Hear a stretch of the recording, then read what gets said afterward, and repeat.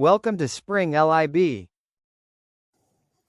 For this problem, we have been given 5 sequences that are defined by recursive relationships plus an initial condition.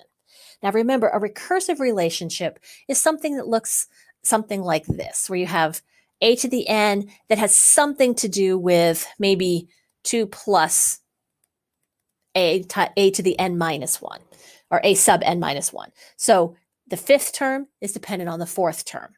The 6th term is dependent on the 5th term, and so on. So every time we look at a term, we're having to look back at what we've already done in order to find our next term. So again, we have 5 of these sequences, and for each one, we need to find the first 6 terms. So let's begin with the first one. I have a sub n equals -2 times a sub n minus 1. And we're told that our first one, a sub 0, is -1. So for this recursive definition, to find a term, we look at the prior term and multiply it by -2. So to find the next term here, I take -1 times -2 gives me 2. If I take 2 times -2, that's -4, times -2, times -2, times -2. So these are the first 6 terms of this sequence. Now the sequence does go on. It doesn't stop. I could keep multiplying by -2. But for all of these, we only have to find the first 6 terms. So that's where we'll stop here. Okay, let's look at the second one. I have a sub n equaling a sub n minus 1 minus a sub n minus 2. Okay, so this time around, we have 2 priors that we're looking at.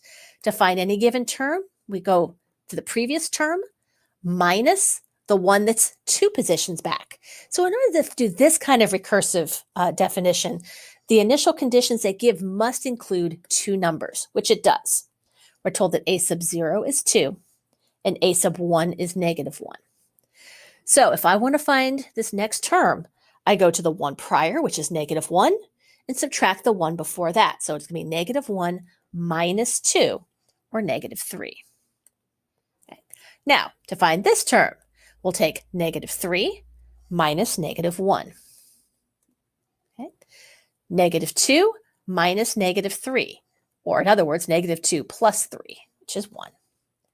And for our last position here, it'll be 1 minus -2, or 3. See? So those are the first 6 terms of this sequence. How about sequence number 3? We have a sub n equals 3, a sub n minus 1 squared. So we look at that prior term, square it, multiply by 3. And we start with a sub 0 equaling 1. So square 1 times 3. Easy enough. Okay. If we go look at that prior term, we're going to square 3 times 3 and get 27. We square 27 times 3, 2,187. We square 2,187 times 3, and we get 1,434,897. So that is 14,348,907. And the last one is actually too big to show in my calculator. So I'm going to use scientific notation and say it's approximately 6.1177 times 10 to the 14th.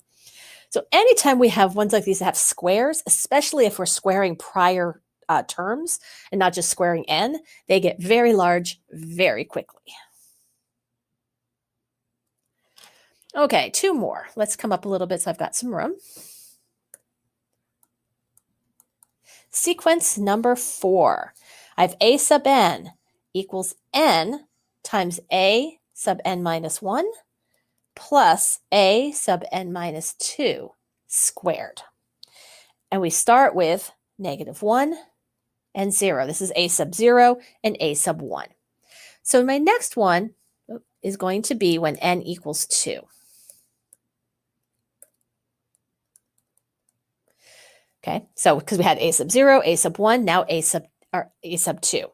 So that's going to be 2 times the prior one, which is 2 times 0, plus Now this one here, remember we go back 2 places. So I go to -1 squared, or 1. So that's going to have a value of 1. The next one, n equals 3. And it is important to always look at the notation. Most of these start with a sub 0, but it's possible you could have one that starts with a sub 1. So make sure as you're finding the positions, we're on the 4th position, the 4th term, but n equals 3 since we started with n equals 0 for the first term. So just be careful. That's a spot where you can sometimes get confused.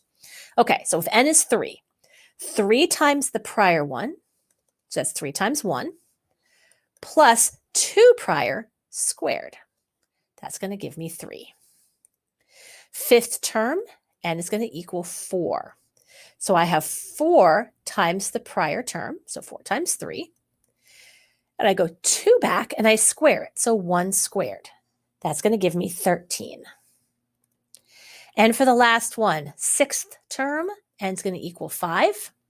So that's going to be 5 times my previous value, which was 13.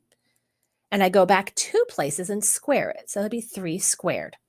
So 65 plus 9 is going to be 74. So those are the first 6 terms of that sequence. Okay, last sequence. A sub n is going to be the prior term, a sub n minus 1, minus a sub n minus 2, plus a sub n minus 3. So we are looking at the previous term. We're minus the term that's 2 back, plus the term that's 3 back. So our initial conditions have to include 3 terms, and they do. Our first 3 terms are 1, 1, and 2. Okay, so for our next term, we're going to take 2 minus 1 plus 1, and that's going to give us 2. Okay, for our next one, we'll take 2 minus 2 plus 1, which gives me a value of 1. And for our 6th term, we will have 1 minus 2 plus 2, which gives us 1. So some of these have entries that get very, very large. Some of the entries are small. Some you need a calculator, some you don't. Each one you just have to take on its own merits. Be careful.